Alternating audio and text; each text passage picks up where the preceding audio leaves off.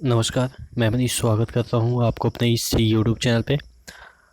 दोस्तों, आपके लिए एक ज़रूरी, आप कह सकते हैं महत्वपूर्ण सूचना है कि जब भी आप फॉर्म भरते हैं, कोई भी एग्ज़ामिनेशन के लिए आप फॉर्म अप्लाई करते हैं, तो आप सबसे पहले जो उसके ऑथेंटिक वेबसाइट है वहाँ से जाके अप्लाई करें।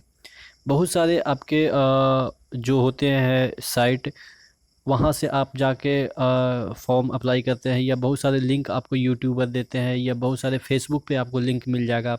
उसके थ्रू आप जाते हैं फॉर्म अप्लाई करने। आपको लगता है कि आप फॉर्म अप्लाई जेन्युइन जो सरकारी नौकरी है उसके लिए कर रहे हैं, लेकिन फॉर्म तो उसी तरीके से खुलेगा और अप्लाई भी करेंगे। जब ट्रांजैक्शन की बारी आएगी तो आपका ट्रांजैक्शन कहीं और हो जाएगा। तो हमेशा ये ध्यान दीजिए, ठीक है? आप स्टूडेंट हैं, आपके पास पैसे की कमी होती है, ये सभी को पता है, ठीक है? तो आपके लिए ये काफ़ी इम्पोर्टेंट हो जाता है कि जब भी आप फॉर्म अप्लाई करें, जिस भी चीज़ के लिए आप अप्लाई कर रहे हैं, उसके जो जेन्युइन वेबसाइट है, आपने देखा होगा कि आरआरबी के भी फॉर्म आपने अप्लाई किया है, तो वहाँ पे नीचे लिखा रहता है कि आप मतलब कि ऑथेंटिक वेबसाइट पे ही बिलीव करें। आलतू-फालतू के जो न्यूज़ होते हैं, उस पे बिलीव ना करें। यहाँ पे मैं ये सब चीज़ें क्यों बोल रहा हूँ? क्योंकि एक स्टूडेंट के साथ ऐसा हुआ है, और वो मुझसे जुड़े हुए हैं, तो उन्होंने ऐसा बताया है, कल ही की या आज की बात है, उनके साथ हुआ है। मैं आपको स्क्रीनशॉट शेयर कर रहा हूँ, हालाँकि नाम तो मैं नहीं दिखाऊँगा। उन्होंने लिखा है साइबर लोग चोरी कर लिया, कुछ आगे था और भी चीज़ें, इसके पीछे भी चैट था, और अकाउंट से भी चोरी हो गया। कहने का मतलब ये फॉर्म फिल कर रहे थे, और फॉर्म फिल करने के बाद इन्होंने जो ट्रांजैक्शन किया, वो ट्रांजैक्शन जो फॉर्म पे जानी ये थी, यानी जिस फॉर्म के लिए ये अप्लाई कर रहे थे, जिस एग्ज़ाम के लिए वो ये अप्लाई कर रहे थे, वहाँ पे ना जाके कहीं और चला गया। तो ये हैक कर लिया गया, ये इनका कहना है, और कंप्लेन कर दिया इन्होंने बैंक में, लेकिन मुझे नहीं लग रहा है कि बैंक वाले लौटाएंगे। फिर ये बता रहे हैं कि तकरीबन इनका 1700, 800 प्लस 200 प्लस 400 प्लस 1700, इतना इनका पेमेंट कहीं और चला गया। देखिए, फॉर्म डाला था, उसका पेमेंट कर रहे थे, उस टाइम कंप्यूटर में अकाउंट हैक के लिखाया, और लैपटॉप भी लॉक हो गया। मतलब कि जो भी इनकी परेशानी थी, लैपटॉप भी नहीं खुल रहा है, पैसा रिटर्न होगा क्या सर? मतलब कि ये इनका जो भी प्रॉब्लम है, ये मुझसे शेयर कर रहे थे। तो एक्चुअली मैं यही कहना चाह रहा हूँ कि ये चीज़ें एक के साथ हुई है, हो सकता है। देखिए, ये लॉकडाउन ऐसा सिचुएशन क्रिएट कर रखा है ना भाई, कि बहुत सारे लोगों के तो जॉब चली गई, बहुत सारे का जो पड़ा हुआ था बैंक में बैलेंस, वो ख़त्म हो रहा है। तो कुछ भी करने पे उतारू हो गए हैं आजकल के लोग।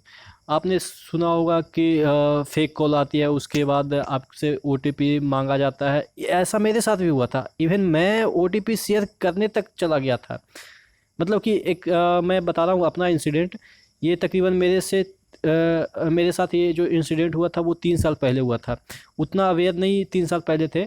तो मेरे साथ हुआ था, जिसका मैं विवरण बता रहा हूँ कि मुझे बताया गया कि आपके फलाना फलाना जगह अकाउंट है, और वहाँ का मैं मैनेजर बोल रहा हूँ, ठीक है? आपका जो बैंक का जो एटीएम है, वो ब्लॉक कर दिया जाएगा, इस अगर आप वेरीफाई नहीं करते हैं तो वेरीफाई करने के लिए क्या किया उन्होंने बोला कि आप वेरीफाई के लिए ऑनलाइन है, आप वेरीफाई कर देंगे, यानी कि फ़ोन पे ही आपका जो अकाउंट है, या जो भी एटीएम कार्ड है, वो वेरीफाई हो जाएगा। तो मुझे लगा कि चलो ठीक है, वो जो डेटा बोल रहा था, मेरा अकाउंट नंबर तक उसको पता था, और ब्रांच कौन सा है वो सब पता था। हालांकि ये सब चीज़ें तो किसी को भी पता हो जाएगा अगर आप कंसल्ट करेंगे, मतलब कि इधर उधर से हो जाता है, ये सब चीज़ें तो कॉमन चीज़ें, कहीं से आपका डेटा लीक हो जाता है। तो मुझे लगा कि सही में जेन्युइन बंदा है, मैनेजर साहब बोल रहे होंगे।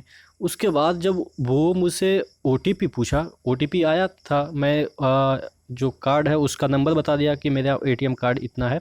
ओटीपी नंबर जब आया, तो मुझे एक चीज़ याद आई। कुछ दिन पहले मैंने एक ऐड देखी थी अजय देवगन की, जिसमें वो बता रहे थे कि आप कभी किसी से ओटीपी शेयर ना करें, इवन बैंक वाले भी आपसे मांगते हैं तब भी आप ओटीपी शेयर ना करें, ठीक है? और वो ऐड मेरे दिमाग पे तुरंत क्लिक किया। उसके बाद मुझे तुरंत क्लिक किया कि ये ये चीज़ें है, कॉल जो है वो फॉल्स है। तो मैंने थोड़ा गाली वाली दे के डिस्कनेक्ट कर दिया।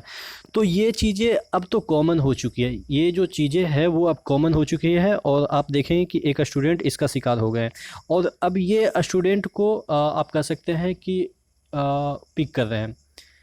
अब देख सकते हैं कि अब पहले ऐसा नहीं होता था कि फॉर्म अप्लाई करते समय आपके इस तरह से फेक फॉर्म आते थे। अब देखिए फेक फॉर्म आ रहे हैं, यानी कि आपके गवर्नमेंट जॉब भी फेक आ रहे हैं। आप जाएंगे वेबसाइट पे और वहाँ पे आप ट्रांजैक्शन वगैरह करेंगे, आपका ट्रांजैक्शन कहीं और चला जाएगा। तो जब भी आप कहीं भी अप्लाई करते हैं तो आप वहाँ पे देखेंगे कि ग्रीन में होता है HTTPS, और ये ग्रीन में होता है, ठीक है। और यहाँ पे एक लॉक का चिन्ह रहता है, ठीक है, ताले का। तो ये एक बार ज़रूर वेरीफाई कर लें, और इधर उधर से गूगल भी कर लें कि ये जो वेबसाइट है वो सही है कि नहीं है। और जितने भी लिंक दिए जाते हैं आपको यूट्यूबर के द्वारा, या हालांकि यूट्यूबर तो नहीं देगा, क्योंकि वहाँ पे फंसने की चांसेस बहुत है यूट्यूबर को, क्योंकि यूट्यूबर तो कहीं भाग नहीं सकता जो फेस दिखा चुका हो, ठीक है। लेकिन फिर भी, या यूट्यूबर हो या आपका कोई ब्लॉगर हो या कोई भी हो जिसको आप पर्सनली नहीं जानते हैं, वहाँ से आप क्लिक नहीं करेंगे, ठीक है। आप जो भी वेबसाइट दिया गया है उसको टाइप करके गूगल पे सर्च करेंगे क्या वो वेबसाइट सही है, क्योंकि इस तरह के जो ट्रांजैक्शन बड़े बड़े अच्छे खासे लोग कर लेते हैं। यानी कि आप देखें मैंने सुना था हरियाणा के मुख्यमंत्री की शायद जो बीवी हैं उनका उड़ा लिया गया था पैसा। तो मतलब कि ऐसा नहीं है कि बेवकूफ़ी लोग ही ऐसा करते हैं कि बेवकूफ़ी लोग का पैसा उड़ाया जाता है, कई बार अच्छे इंसान का भी, मतलब कि पढ़े लिखे इंसान का भी पैसा उड़ाया जाता है। तो इसीलिए मैंने ये वीडियो बनाया है, क्योंकि ये आप ही से रिलेटेड है। आप ही लोग में से मुझे एक स्टूडेंट ने ये बताया कि मैं अप्लाई कर रही थी और ऐसा हुआ मेरे साथ, ठीक है। तो मुझे लगे कि ये सब चीज़ें आपके साथ शेयर करनी चाहिए, ताकि भविष्य में आपके साथ ऐसा इंसिडेंट ना हो, ठीक है। तो आशा करते हैं अब आप सतर्क रहेंगे, ठीक है। तो नेक्स्ट वीडियो मिले, तब तक के लिए धन्यवाद।